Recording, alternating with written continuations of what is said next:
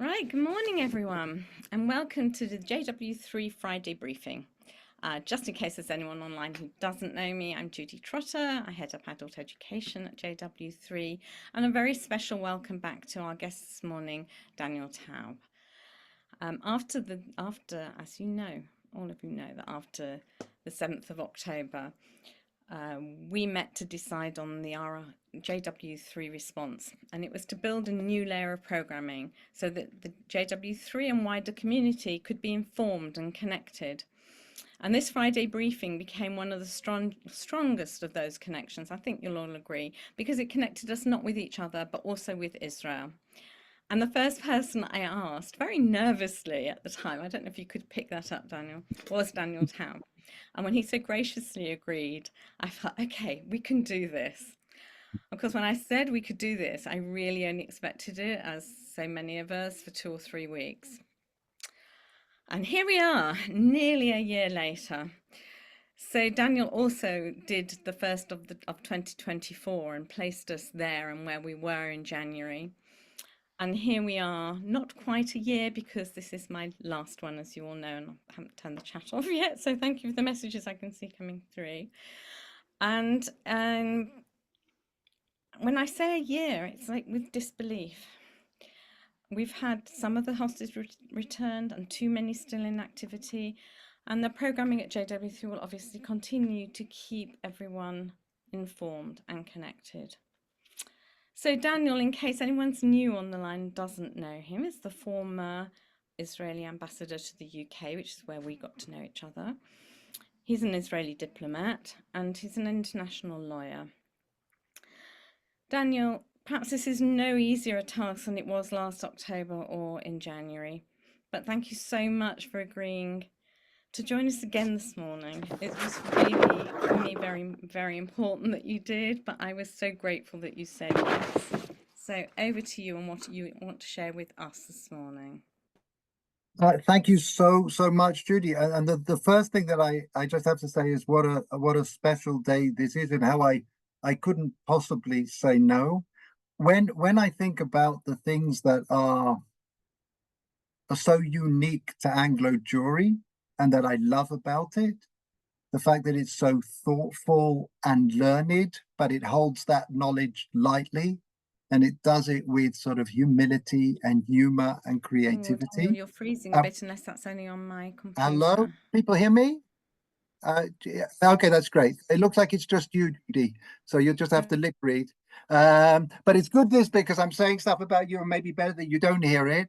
But when I think about the projects and the organizations that reflect that spirit, Judy has been there very, very close to the center of them, whether it's Manor House or Limud or the adult programming in JW3. And really, it's just a moment to pay tribute to Judy at this moment, and through her to celebrate what is so wonderful and quirky and special about Anglo Jewry. So, I mean, your sound is off. I don't know if people are savvy enough to put a hand clap emoji on your spaces, or at least show Judy that you're clapping for her. But this is just a real opportunity to say thank you, and we're waiting to see what you do next. But the truth is, if it hadn't been Judy, I'm really not sure I would have said yes. And the reason is that although I still do give briefings, usually about issues of international law or diplomacy, I'm finding it harder and harder to give these, what you might call slice of life presentations. I know, and I have some friends who give podcasts and so on, and I think they're extraordinary, but I don't know how people do it. I mean, we find ourselves, and I think I'm amongst the majority of Israelis, things are so bewildering. We need so much time to process, and to think about how we can not just process, but mediate what we're going through to other people is very, very challenging. And the other thing, and there's a little bit of a sad spoiler alert here. Often if you give these sorts of briefings, people are expecting a little bit of a light at the end of the tunnel. And, I feel that I'm disappointing people if I'm not able to do that too much. but still we're here, and so a little bit of a sort of stream of consciousness to share with you where I think we are at the moment. And as Judy said, I think we can start with the obvious. We're in a situation where nobody possibly imagined that we would be, even on or just after October the 7th. And it's not just that we couldn't have imagined it. I think there's very little in our Jewish experience, in our Jewish narrative, that prepares us for this, that prepares us for 101 hostages, that prepares us for so many tens of thousands of people being displaced, for the state of Israel having shrunk because people are not able to live close to the borders, particularly in the north and so on. There's a sort of dark joke at the moment that people say now is the time to hike the Israel Trail, you know, the trail that goes from north to south of the country, because it's so much shorter than it, you know, that it is in normal days and so on. So all of those things. And of course, the ground is shifting at the moment. The arena is shifting. Although things haven't finished in the south, haven't finished in Gaza, our attention is turning to the north. We're moving in Hebrew. The phrase that people are using is from lechima to milchama, moving from fighting to actually full-scale war. And that shift is felt in all sorts of ways. I actually just now came back from taking one of my sons to the bus station. He came back from Gaza yesterday and managed to steal a night at home before he's being sent up north. And you know, it's what he's been preparing for, but who knows what's waiting for him. And as we go through that transition, I think we have mixed feelings. I mean, genuinely mixed. This is a conflict we have been deeply fearful of, because as terrible as Hamas is, Hezbollah is in a different league in terms of the quality and quantity of its missiles, which include ballistic missiles and many, many precision missiles. The fact that it's better funded, better trained, that it's actually war experienced and so on. And the impact, I mean, and the fact is we're already there. I mean, the fact is, at least geographically, half of the country has to be in range of bomb shelters, because we have seen missiles landing in places that they've never landed before. And at the same time, there is a feeling that maybe at last we are doing something, or beginning to do something, that needed to be done. That we have had a terrible, terrible blind spot for 18 years. We've been living in an illusion. And there is something about being a little bit proactive, about seeing at least Israeli intelligence operating in a way where we'd sort of forgotten that it could operate as effectively and so on. And so there's something about that feels sort of terrible, but possibly necessary. Alongside this, I don't want to speak like a diplomat, but I should mention, because it's a part of what Israelis are feeling, is the sort of a frustration with the international community. It's absolutely right that the international community should tell us that we need to learn the lessons of our mistakes, and we really do need to. But they don't seem to do that themselves. You know, the fact is, the situation we had in Gaza, and particularly the one that we had in the north, was created because of an international community arrangement that was set up there 18 years ago, Resolution 1701, where what they called a robust UNIFIL was supposed to stop entrenchment in the south, and actually became a shield for it and so on. And there's a frustration when the international community only seems to be able to offer the same thing again, without explaining why it's going to be different this time. So again, I don't want to talk politics, but I just want to say that's a part of what Israelis are feeling. We're functioning. You know, as I was driving back, it's sort of bizarre. On the radio, the adverts are about new cars and air conditioners and all the sort of normal things that you would expect them to be. People are getting married. People are having children. In fact, I think there's been an uptick in the birth rate, which sounds like a sort of vote of confidence in the future. But alongside that, I think there is a kind of tiredness. Somebody used the phrase, and it struck with me. they talked about the energy that you need to live a normal life. And in this current environment, it takes more on you just to go through the motions of a normal day.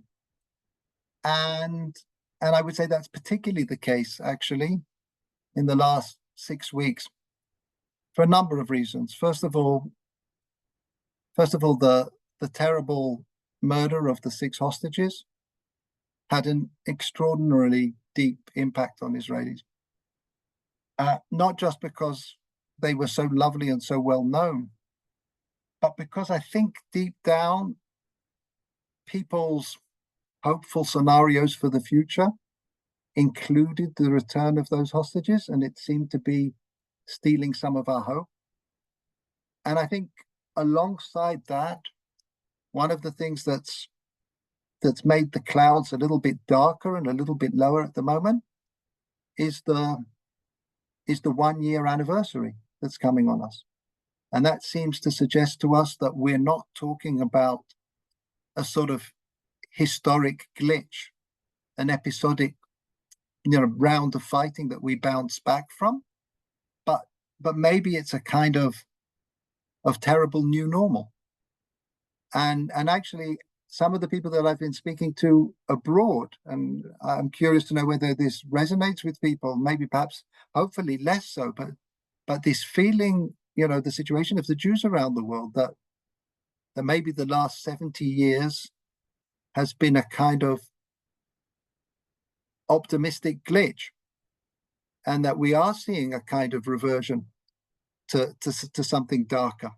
There's a phrase, I think Charles Krauthammer said, we had a holiday from history.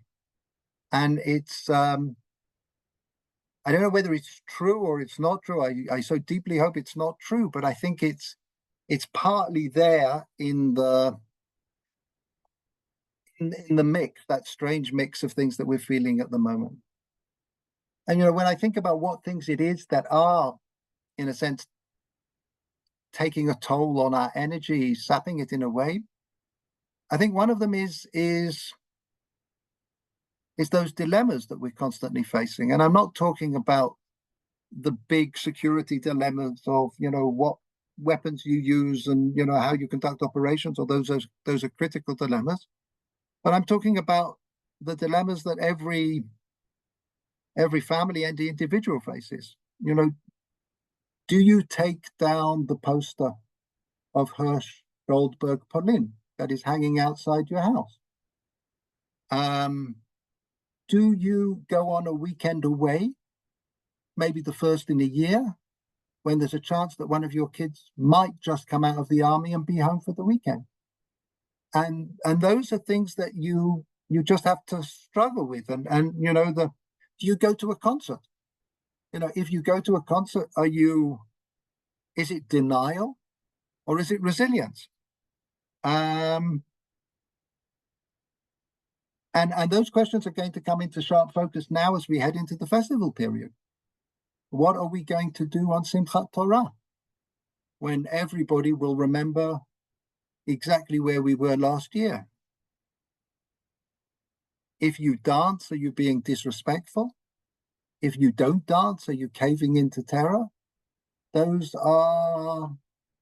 not the main thing, but they're all present, and each one of them takes a kind of toll on our spirit, I suppose. When I try and make sense of what I'm feeling, of what we're feeling, I imagine a kind of Maslow pyramid of sort of needs, of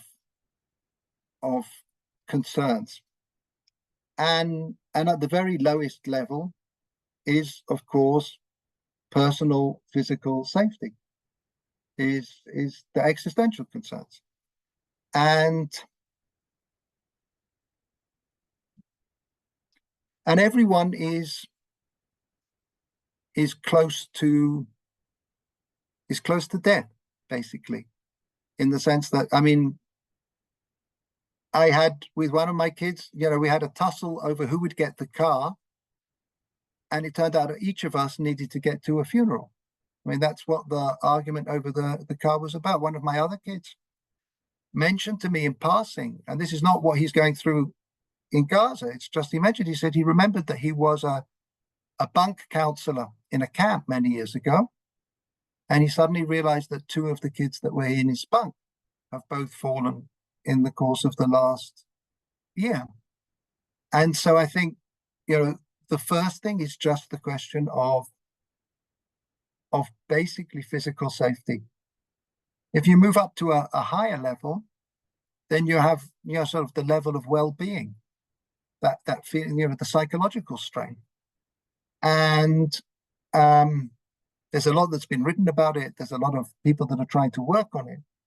But it reflects itself in all sorts of ways. I think people find all sorts of coping or non-coping mechanisms. I was having coffee with a woman the other day, an Israeli woman, not a young woman, and she just mentioned in passing that in conversation with her friends, they'd each confessed to the other that they're all drinking a little bit more than they used to. And I'll tell you, I mean, one of my coping mechanisms is that I watch much less of the news than I used to. I need to curate what I imbibe, as it were. I try not to get it visually. I try to get it through reading. And, I'm not in the decision-making seat at the moment. So if I know the news 4 times a day, that should be enough. I don't need to become a junkie and addicted it in and out. And most particularly kids. My wife is a school principal, and you think about these kids and what they're going through, and it's on top of 2 years of Corona and everything. And there was a cartoon in one of the papers on the first day of school, and of course the first day of school, there was a strike in many of the schools, a teacher's strike, which is the closest thing to normality that we've probably seen here in Israel. That's how we always start the school year. But the cartoon in one of the papers with all these kids marching into school with their bags on their back, and on the bags were written things like evacuated from the south, father in military service for 200 days, and somebody's looking by and says their bags look a little bit heavier this year. And it's just so true. And I suppose on that level, we also have to put societal well-being, social cohesion. And who would have imagined that we would be back extraordinarily in debates over judicial review and the conscription of the ultra-Orthodox and all of those things that are, it's bizarre that at this moment that, you couldn't have a clearer statement that we need each other and we need to be together. And yet somehow or other, parts of this are pulling us apart. And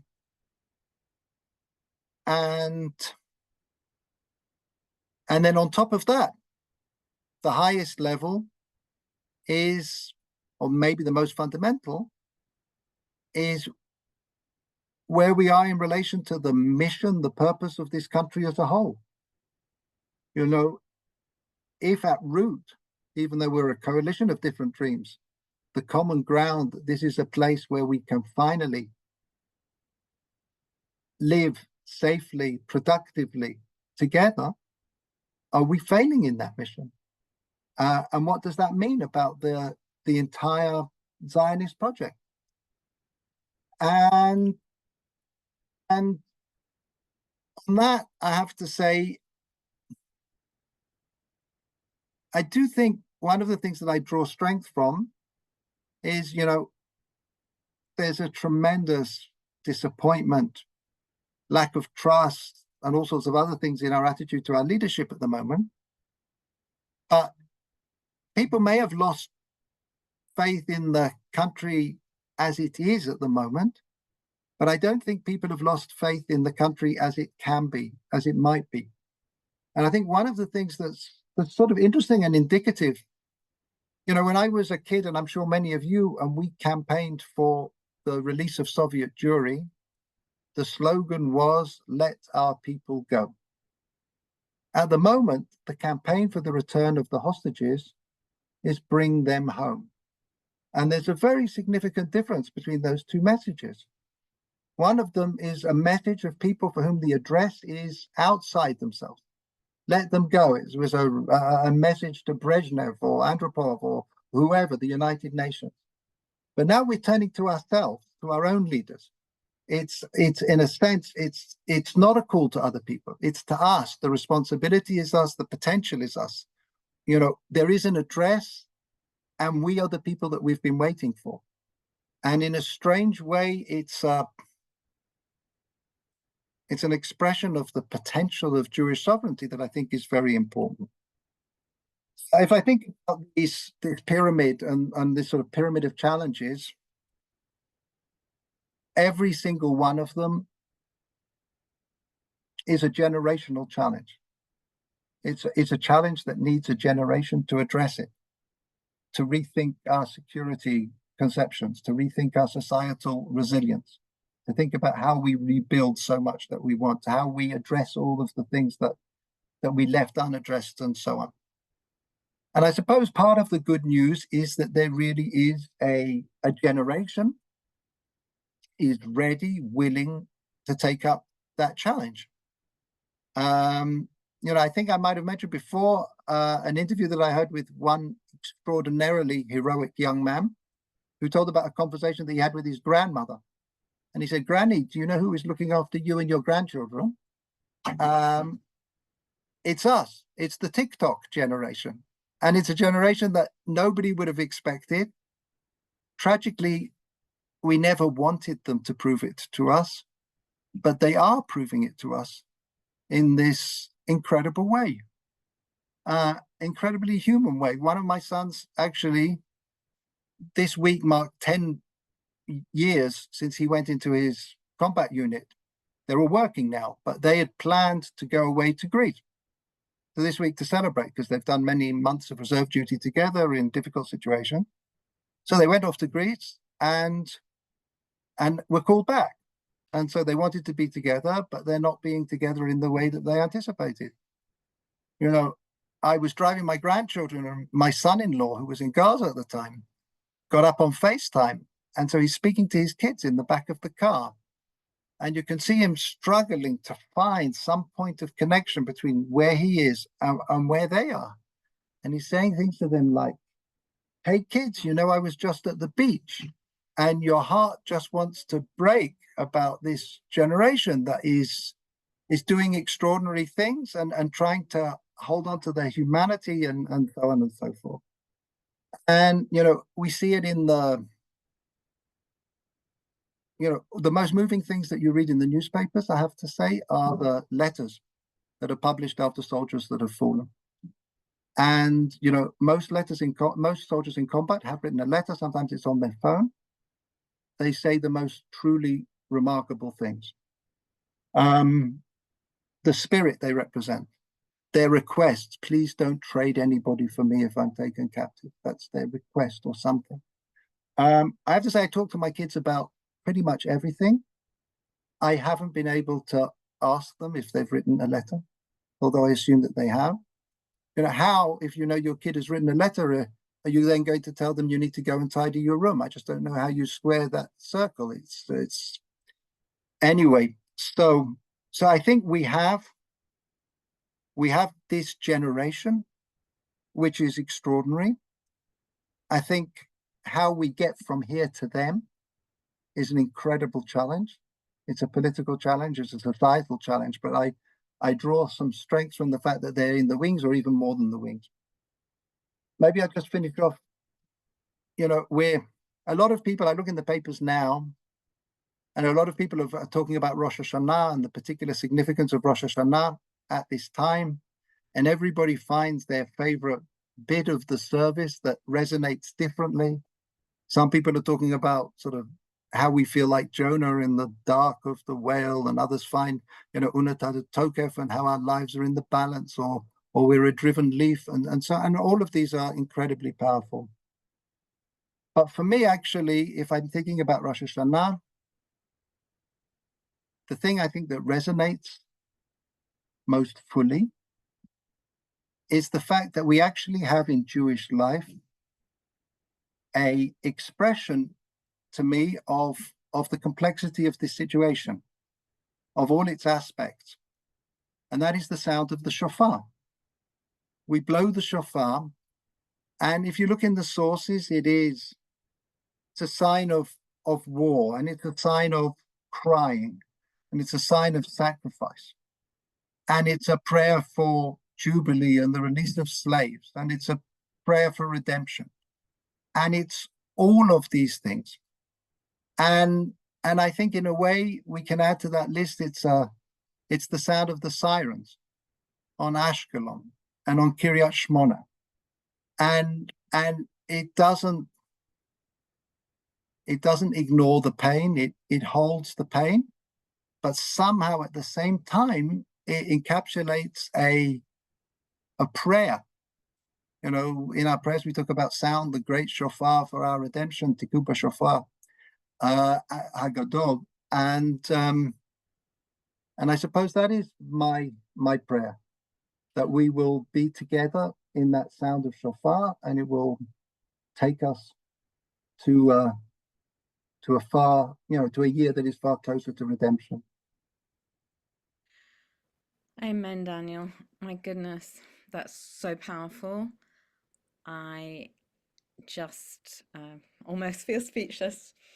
It's when I think back to October the 13th when we started, and how much of a shock we were all, a state of shock still at that point, and nobody quite knowing what had happened, what was going to be next. And this nearly year of ups and downs. Maybe there's some hope, maybe there isn't some hope. Maybe Netanyahu will do this, maybe Hamas will do that, maybe there'll be peace. The talk starting, the talk stopping, some hostages coming out, some not. And who knows what's next, except that we do know that Rosh Hashanah is next week, and we do know that we will come together then and wish each other a good new year, that the 785 will bring us some hope and some inspiration. As you have done this morning, in your usual, I don't know how you do it, but there is something so special about you and so much that you share with us. And the gratitude I feel for you, and I'm sure everyone on the call feels for you, for doing this connection is beyond words. I hope you have at least most of your family around you over the coming Hagim.